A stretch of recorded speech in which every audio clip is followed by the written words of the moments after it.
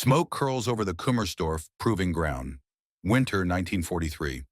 A thin metal tube lies on an ammunition crate like a toy left behind by a careless child. On paper, it is American ingenuity in its most audacious form. To German eyes, it is almost comic. Yet the rumors preceding it, reports from Tunisia and the Don Bend, the Heereswaffenamt memos citing U.S. ordnance trials, whisper a single disquieting word: shaped charge. This is the moment where laughter and steel meet. I invite you into that cold morning, where engineers in greatcoats circle the captured M1 rocket launcher, where clipboards clatter, where the old grammar of armor and gun is about to be rewritten. The field has seen strange visitors: Soviet submachine guns, British sticky bombs, French optics stripped from wrecks. But none of those carried the chemical promise embedded in this slender launch tube. The men here keep to the rhythm of German weapons science. First skepticism, then measurement, then judgment. The skeptics have reasons. Early reports say the American battery ignition misfires in the wet. The rockets wobble. The rear blast scorches the firing shadows into the snow. A few engineers chuckle, noting that proper anti-tank work belongs to the long-barreled 7.5 centimeters, to the honest weight of parquet. On clipboards are neat columns: penetration, velocity, cone angle, lifted from Allied manuals seized in North Africa and cross-checked with WA-proof notes. At the far end of the lane sits the test hulk, a worn Panzer III carcass salvaged from training grounds, its flanks layered with plates to mimic the common battlefield angles. The target is no pristine museum piece. It smells of old oil and cordite, bears scars from previous experiments. The range officer has chalked circles on the armor where the American warhead should strike, at 30 meters first, then 20. Shape charge theory, Holadung, requires standoff, a dance of distance and metal, collapsing a lined cone into a piercing jet that cares nothing for muzzle velocity. The engineers know the equations. Their pride rests in the precision of that knowledge. They examine the rocket's copper liner, measuring the conicity, tracing the fuse train. Somewhere in a Berlin office, a researcher has already sketched a heavier, longer tube on onion skin paper. But paper is only prelude. Snow drifts over the firing pit. A hand steadies the launcher's sight rail, the way a violinist might settle a bow. The air is a held breath. The first rocket shrieks, a primitive note that rips along the frozen range. For a heartbeat, the laughter remains, a shield of habit against the absurdity of a shoulder-fired tank killer. Impact blooms as a hard, round blossom on gray steel. Frost shakes from the hulk like dust from a rug. The plate quivers. Men advance at once, boots crunching. Within the impact circle, the eye finds the familiar signs: the small, neat entrance, the torn exit within, the scab of spall fanned across the interior plates. A flashlight beam crawls over curled fragments, blown paint, and streaks of molten metal. Someone's pencil trembles above the penetration number. The theory on the clipboard has become a hole you can push a gloved finger through. The laughter decays, hollow now, replaced by the crisp ticking of cooling steel. Repeatability is the language of belief here, not spectacle. A second rocket at a steeper angle, then a third against a reinforced patch. The American warhead, roughly 60 millimeters in diameter, performs inside the neighborhood expected by Allied documentation seized at Hillersleben. Margins wobble, but the core event appears again and again. A jet that liquefies the local truth of armor.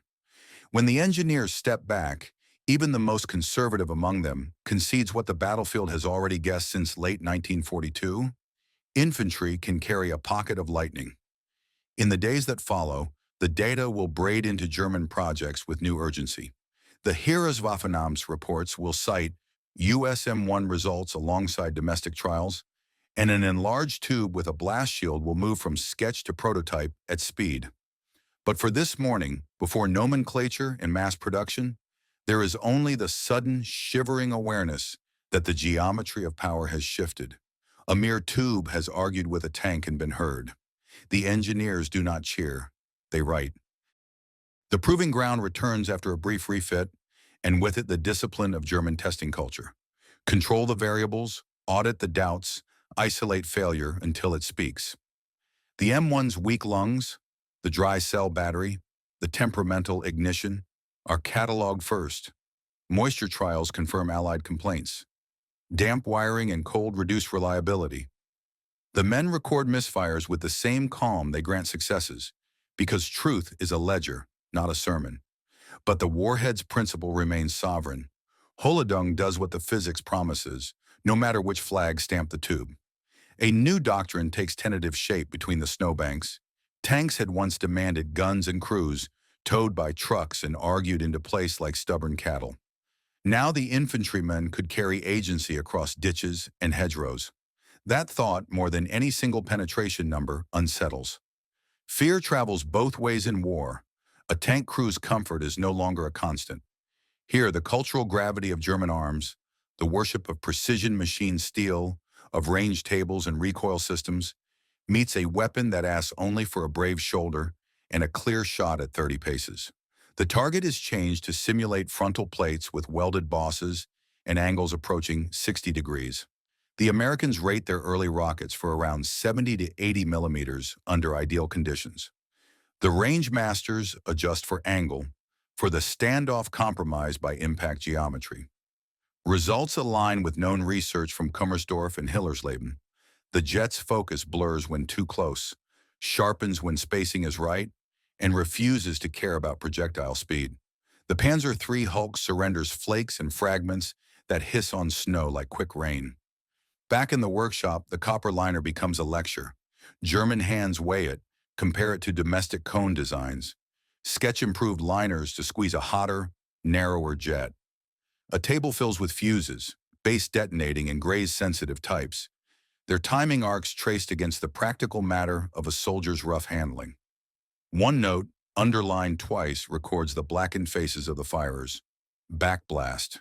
If the tube grows, so must the shield. The report drafts begin to rhyme with what the front has seen.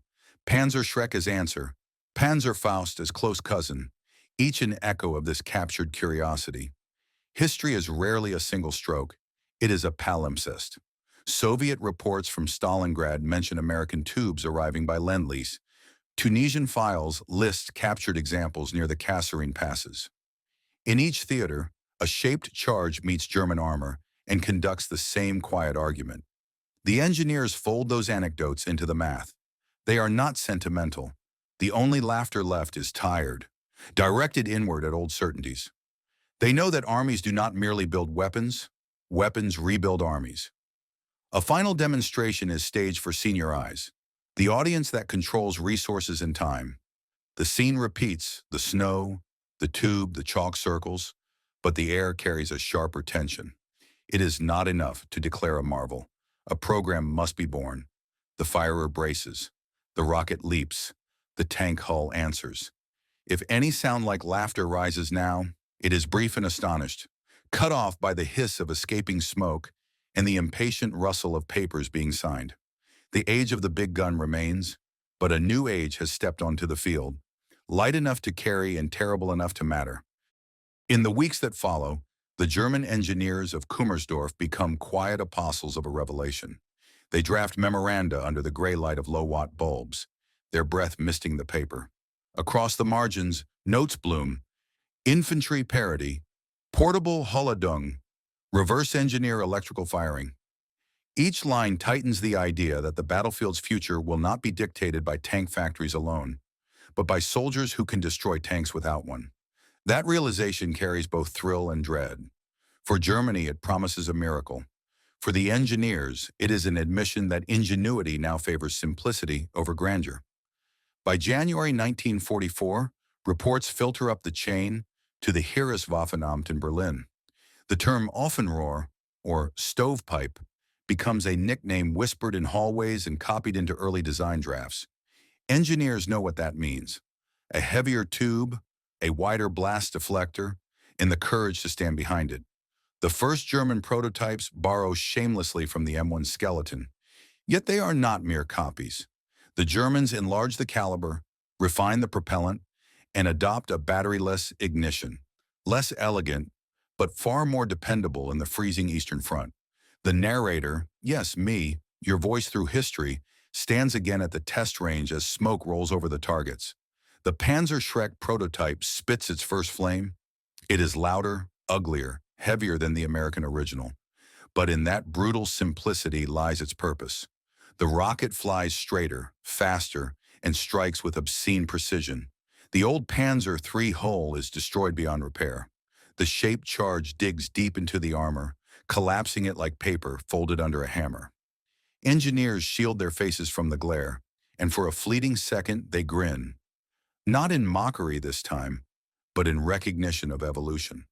The laughter that once mocked the American tube is now turned inward, ironic and rueful. German pride has been forced to learn humility through foreign design. In private, some admit that the Americans had leapt ahead in thought, if not execution. Others insist the Germans would have arrived there anyway. But none can deny that the M1's ghost now walks through their laboratories. Its DNA runs in every drawing, every field manual, every batch of test rockets that will soon become standard issue for Panzerjäger squads across Europe. Meanwhile, on the battlefields of Italy, rumors spread among Allied troops. German infantrymen are firing something new, shoulder weapons that spit trails of smoke and send Shermans burning. Soldiers whisper of giant bazookas, not realizing they are facing their own invention, reborn under the enemy's banner.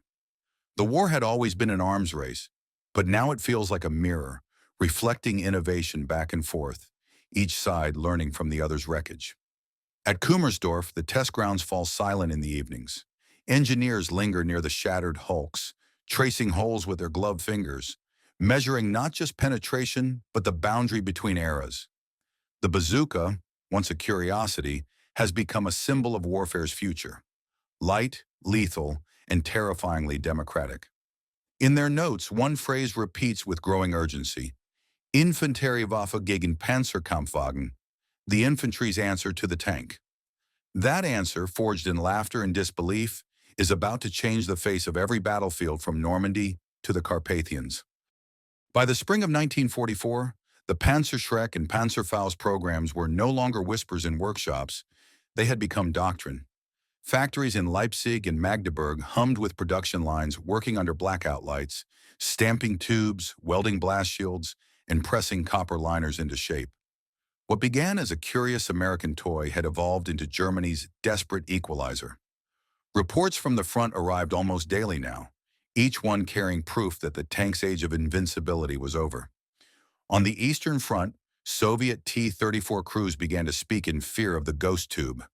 Infantrymen in camouflage would emerge from tree lines or basements, shoulder the unwieldy pipes, and unleash jets of fire that cut through armor like butter.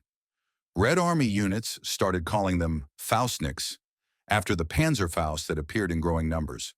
The German engineers read these translated reports with grim fascination. Their creation was working, perhaps too well. What they had built from the laughter over an American prototype had become a weapon of personal, intimate destruction. In the corridors of the Heereswaffenamt, arguments turned into philosophy. Some insisted that engineering should elevate war through precision, clean, mechanical, detached. Others said the bazooka's lesson was different, that victory belonged to whoever made killing simplest. The narrator, this observer moving through time, can almost feel the unease in those rooms, the clash between intellect and necessity. The men who once measured armor angles now measured human proximity. They had handed the power of tank destruction to anyone strong enough to lift a tube. Back at Kummersdorf, the original M1 sits on a bench, battered and smoke-stained, its paint flaking away. One engineer keeps it as a relic, a reminder of humility. He occasionally brings visitors to see it, telling the story of the first test, the laughter, the silence that followed the impact. The relic becomes legend, a symbol of how quickly arrogance can turn to awe. Even the youngest technicians, who joined too late to witness that first day, know the tale by heart, how the Germans laughed at the pipe from America, and how that pipe tore through their own armor before the laughter died. By mid-year, German infantry tactics changed to accommodate their new weapons. Manuals instructed soldiers to move in teams, one carrying the launcher, another the rockets, both shielding their faces from backblast. They were to strike from ambush, villages, forests, or rubble piles. Tanks now feared corners and alleys. The balance of war tilted not by mass production, but by ingenuity distilled into a single man's trigger pull. The narrator calls this moment the great inversion of power, when the mighty began to fear the small. Yet even as the engineers celebrated their success, they sensed the irony. Their weapon, born from American design, had returned to haunt the Reich. In Normandy, American soldiers would soon pick up captured Panzerschrecks and turn them back against their creators. History, it seemed, enjoyed symmetry. The laughter that once echoed across Kummersdorf had long since faded. In its place came something quieter, respect, perhaps even guilt. The men who had laughed that winter morning now understood. They had not merely tested a weapon, they had tested the boundaries of human invention and found that genius and terror were separated only by the thickness of a steel plate. By late 1944, the war had changed its language entirely. Once victory had been spoken in the thunder of artillery and the grinding of tank tracks. Now it whispered from the shoulder of a single soldier carrying a weapon that owed its birth to an enemy's imagination. The Panzerschreck was everywhere, scattered through the ruins of Warsaw, hidden in the forests of East Prussia, slung over the backs of boys barely old enough to shave. It had become the face of Germany's defiance, crude but effective, a symbol of a nation that refused to yield even as its cities burned. In the field, the narrator sees a new kind of duel play out. Gone are the sweeping tank formations of 41. In their place, ambush and counter-ambush, single rockets fired from shadows, flashes in the fog, sudden bursts of flame. The tanks, once masters of the battlefield, crawl now like hunted beasts. Crews bolt spare track links to their hulls, stack sandbags, weld improvised skirts to deflect the shaped charge jets. Yet nothing truly stops them. The shaped charge does not care for cleverness. It obeys only physics. At Kummersdorf, the engineers receive fragments of these stories, reports, field notes, sometimes photographs of the aftermath. They study them like scholars reading sacred texts. Each detail matters. The angle of the hit, the type of armor, the behavior of the molten jet. What they learn feeds the final iterations of the weapon, refining the cone, the fuse, the propellant. They are no longer laughing men but weary priests of destruction, their laboratory benches lit by flickering lamps and distant artillery flashes. Among them is Oberingenieur Kraft, a man who had once dismissed the bazooka as a toy for amateurs. Now he spends his nights sketching improvements, his desk piled high with drafts. The simplest weapon is the hardest to perfect, he murmurs, more to himself than to anyone. His colleagues nod in silence. They know the truth of it. War rewards not elegance, but function. Outside the laboratories, the Reich collapses. The Allies advance from the west, the Soviets from the east. Factories are bombed, rail lines cut, yet somehow production of Panzerfausts and Panzerschrecks continues. They are easy to build, easy to carry, and lethal. In the final months, German command floods the front with them, thousands of tubes, each one a last argument against inevitable defeat. The narrator watches this transformation with quiet dread. What began as an experiment of curiosity has become an instrument of desperation. The weapon's spread mirrors the unraveling of the war itself. Decentralized, chaotic, impossible to contain. The engineers who once tested it in calm precision now hear its echo in every ruined city, every burning tank. The laughter from that first day feels like a lifetime ago. And yet within that silence lies a grim vindication. The M1 Bazooka's design, once mocked, has become the foundation for a new kind of warfare. The German engineers had learned its lesson well, and the world would not unlearn it.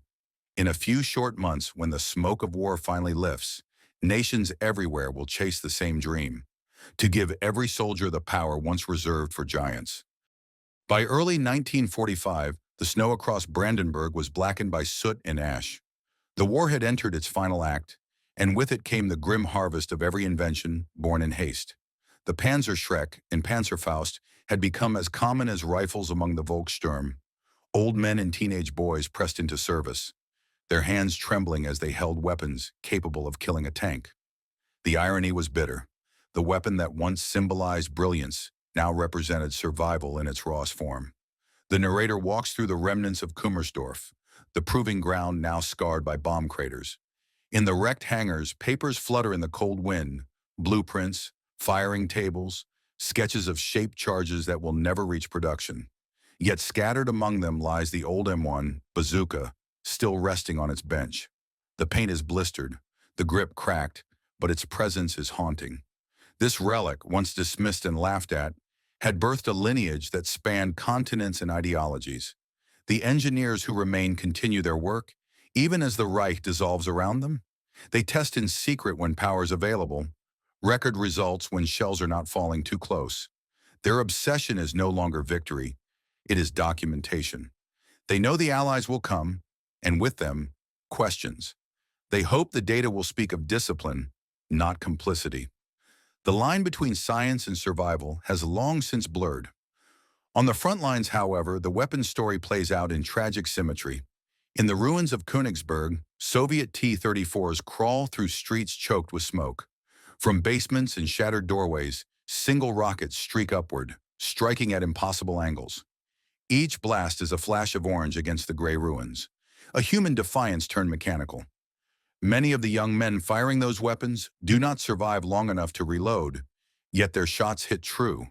The weapon that once made the Germans laugh now gives them one final reason to believe they can still matter. Meanwhile, across the channel, Allied analysts prepare to study the captured German designs. Reports from field engineers describe Panzerschrecks and Panzerfausts with awe and unease. Improved bazookas, some call them, marveling at their simplicity and their terrifying effectiveness. The American Ordnance Department, which had once introduced the M1 with modest expectations, now reads of its rebirth in enemy hands. There is pride there, but also a shadow of humility. The Germans had not only copied the weapon, they had perfected it.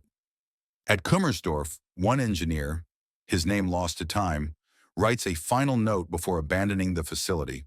It reads simply, "We learned too late that the simplest ideas carry the deepest consequences." The paper is found months later by Allied investigators. They tuck it into a file, never knowing that it was written beside the same bench where the first German laughter once echoed. The narrator lingers on that image. A single man, alone in a bombed laboratory, staring at a weapon that changed the nature of war. In his silence lies the true moral of the story, that progress, once unleashed, can never be contained. When the guns finally fell silent in May 1945, Europe exhaled, but the echoes of invention did not fade. The Allies descended upon the ruins of the Reich with notebooks and cameras, scavenging everything of technical value. In laboratories, in tunnels, in shattered train cars, they found the fragments of Germany's war machine, and among them, crates of Panzerschrecks, Panzerfausts, and the burned remnants of that first American M1. The narrator watches the scene unfold. Officers from the U.S. Army Ordnance Corps lifting the battered tubes, comparing serial markings, muttering about improvements. One of them, Captain Harold Stevens, studies a German instruction sheet, tracing the diagrams with a gloved finger. "They made it bigger," he murmurs, half in admiration. "Bigger and better." Around him, soldiers laugh quietly, unaware that the weapon he holds began as their own army's experiment, tested in Maryland years earlier. Soon the captured weapons are shipped westward, some to Aberdeen Proving Ground in the United States, others to British and Soviet testing centers. The Allies want to understand how the Germans refined the shaped charge, how they built simpler, cheaper tubes that could be mass-produced by semi-skilled labor. In those findings lies the blueprint for post-war warfare. The irony is complete. The laughter that once rose over the Kummersdorf snow has traveled full circle, back to American soil. Meanwhile, the surviving German engineers, now prisoners or refugees, are questioned by Allied officers. Some are absorbed into post-war research programs. Others vanish into obscurity. Their notebooks, carefully translated, reveal the deep technical exchange between nations at war, each side learning from the other's mistakes and triumphs. The M1, the Panzerschreck, the Panzerfaust, these are no longer national weapons. They are chapters in a shared, uneasy evolution. The narrator turns his gaze to the broader stage. Across the Atlantic, the U.S. military begins drafting specifications for a new generation of rocket launchers. The M9, the M20 Super Bazooka, each incorporating lessons learned from the very enemy who once mocked them. The shaped charge has proven itself beyond doubt. No longer a novelty, it becomes the foundation for the anti-tank doctrine of the modern age. The age of shoulder-fired armor killers has arrived, but behind every triumph lies a shadow. As the Cold War dawns, the same simplicity that made the bazooka so revolutionary also makes it frighteningly replicable. Within a few short years, copies appear in Soviet stockpiles, Chinese arsenals, and the hands of guerrilla fighters in distant lands. The narrator calls this the weapon's second life, a ghost born from the laughter of German engineers, now traveling the world, changing the nature of combat forever. In laboratories from Washington to Moscow, scientists analyze the copper cone, the explosive composition, the ideal standoff distance. The technical curiosity remains pure, detached, but the results of that curiosity continue to shape wars yet to come. Somewhere, in a museum crate, the original M1 from Kummersdorf rests in silence. Its metal is scarred, its purpose fulfilled. Yet if one were to listen closely, perhaps the faintest echo remains, the laughter that began it all, in the explosion that silenced it. The smell of oil and spent cordite does not leave a proving ground easily. Years later, it still hangs in the rafters of Kummersdorf like a stubborn ghost. In the quiet after surrender, the site became a museum of failure and invention. Crates of tubes, stacks of copper cones, and the scorched bench where an American M1 once lay. Allied teams moved through the wreckage with clipboards and cameras, not to gloat, but to learn. The same laboratories that had laughed now offered their lessons on a silver tray. What the Allies found confirmed what German engineers had written in hurried reports. The bazooka was less a miracle than a revelation. Simple, crude, and brutally effective when married to a shaped charge. The Germans did not merely mimic the M1. They enlarged it, hardened its ignition, added a blast shield, and turned it into the Raketenpanzerbuchse, the Panzerschreck, an evolution born directly from captured hardware and Kummersdorf's tests. The story of the Panzerfaust follows a parallel, if uglier, logic. Begun in 1942 as the Faust Patrona and rushed into service by 1943, the Panzerfaust family was an entirely German solution to the same problem. Give a single infantryman the power once reserved for battalions. Cheap to produce and simple to teach, it became ubiquitous. Millions of units poured from workshops as the Reich sought weapons that could be made even when factories were burning. Allied testing after the war would prove both weapons' strengths and limits. Aberdeen Proving Ground and other centers fired, captured Panzerfäuste and Panzerschrecks at plates and full vehicles, measuring penetration, standoff effects, and the realities of battlefield use. Those trials shaped the post-war understanding of shaped charges, spacing, and countermeasures, knowledge that would seed Cold War arsenals and doctrines. For the narrator who had watched laughter turn to ledger entries and then to doctrine, the final irony was painful and simple. Weapons do not respect origin. A tube forged in Maryland could be reborn in Leipzig, and the knowledge traded hands like contraband, captured, tested, copied, and improved. Kummersdorf's bench still held the stain of that lesson, and in the quiet of those rafters one could hear, if only faintly, how quickly mockery becomes mastery when survival demands it. In the uneasy calm of post-war Europe, the age of the bazooka gave birth to a new era of calculated fear. Nations that had once traded artillery fire now traded blueprints. The United States refined its design into the M20 Super Bazooka, a weapon capable of piercing even the heaviest Soviet armor. The Soviet Union responded with its own interpretation, the RPG-2, soon evolving into the legendary RPG-7. Both descended from the same genetic ancestor, that slender American tube first mocked in the snow at Kummersdorf. The narrator, moving through time's smoke, sees it clearly, how a single moment of laughter shaped half a century of warfare. In laboratories from Los Alamos to Nizhny Tagil, scientists and engineers dissected the mathematics of the shaped charge with almost religious zeal. They experimented with new cone materials, aluminum, steel, even exotic alloys, searching for the perfect jet. The standoff distances first calculated on Kummersdorf's clipboard became tables now printed in manuals across the globe. The bazooka's legacy had escaped the battlefield. It had entered the textbooks. Yet for all the academic detachment, the weapon's purpose never softened. By the 1950s, shoulder-fired anti-tank launchers were as common as helmets.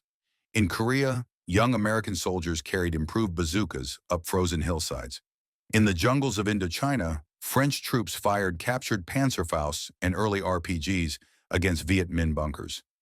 Everywhere the idea traveled, it adapted, cruder in some places, sophisticated in others, but always faithful to its origin. The empowerment of one man against a machine. The narrator pauses on that thought. The bazooka had democratized destruction. It broke the monopoly of armor and returned the battlefield to the infantry. In doing so, it blurred the line between invention and morality. What had begun as a test of physics now governed the ethics of survival. The German engineers who once stood laughing by the test bench could never have imagined that their moment of ridicule and revelation would ripple through every war to come. From Korea to Vietnam, from Afghanistan to every conflict where man and metal collided. In 1960, a visitor to Aberdeen Proving Ground stopped before a glass case containing a rusted M1 launcher, labeled simply, "Captured in Tunisia, tested at Kummersdorf." Few read the small print beneath it, noting its historical irony. To most, it was just another weapon. But to the narrator, who still hears the win over the proving ground, it is an artifact of transformation, a reminder that even laughter can ignite revolutions. Around the world, museums began to display their own relics. Panzerschrecks in Munich, Panzerfausts in Warsaw, RPGs in Moscow. They stand not as trophies, but as milestones in humanity's long, uneasy conversation with itself. How to create, how to destroy, and how often those two become the same act. And so the story that began in snow and skepticism lives on in glass and silence. The M1 bazooka no longer fires, but its echo moves through every soldier who lifts a launcher today. Decades later, the laughter that once rang across Kummersdorf survives only in echoes, faint, brittle, and almost unbelievable. The proving ground itself lies overgrown, reclaimed by grass and birch. The bunkers are empty, the craters filled with rainwater, and the old test lane has become a path for wandering deer. Yet beneath the soil, fragments of copper and steel remain, mute witnesses to the day when skepticism met revelation. The narrator walks there in imagination, hearing the past whisper through the cold air. This is where the world changed, quietly and without ceremony. Historians now debate who truly invented the modern anti-tank rocket, the Americans who first built it, or the Germans who refined it. The truth, of course, belongs to neither alone. It was a dialogue written in explosions, a conversation in which every nation added its verse. The bazooka's spirit passed from Kummersdorf to Normandy, from Korea to Vietnam, from superpowers to insurgents. It transcended flags, ideologies, even morality. For once a simple idea proves itself, it no longer belongs to its makers. It belongs to history. In the archives of the Bundeswehr Technical Museum in Koblenz, the original Kummersdorf test reports still survive. Their pages are yellowed, the ink faded, but between the lines you can almost sense the moment the laughter stopped, the exact second when disbelief became awe. One annotation stands out, written in pencil by an unknown hand. Nicht unterschätzen, do not underestimate. That warning has outlived its author, echoing through every weapon born from that lineage. The narrator, looking across time, sees the through line clearly. The M1 bazooka began as an experiment, an afterthought of American ordnance. It became a catalyst in German hands, a weapon that forced the old world of armor and artillery to evolve. Its children, the Panzerschreck, the Panzerfaust, the RPG, became the common tongue of modern warfare. And through them, the strange laughter of those German engineers still ripples faintly, half in admiration, half in disbelief, at the power contained in a simple tube of steel. War has always been a teacher with terrible methods. The lesson of Kummersdorf is one humanity keeps relearning, that innovation, once unleashed, can no longer be confined to the side of the righteous or the prepared. It spreads, indifferent to victory or defeat. The bazooka was not just a weapon, it was an idea. And ideas, unlike empires, do not surrender. So when you see an old launcher resting behind museum glass, know that it was born in mockery, baptized in fire, and remembered in silence. Its story is not one of triumph or tragedy, but of transformation, the moment when laughter met destruction and the world never looked the same again. If you enjoyed this video, don't forget to like, comment, and subscribe for more World War II stories.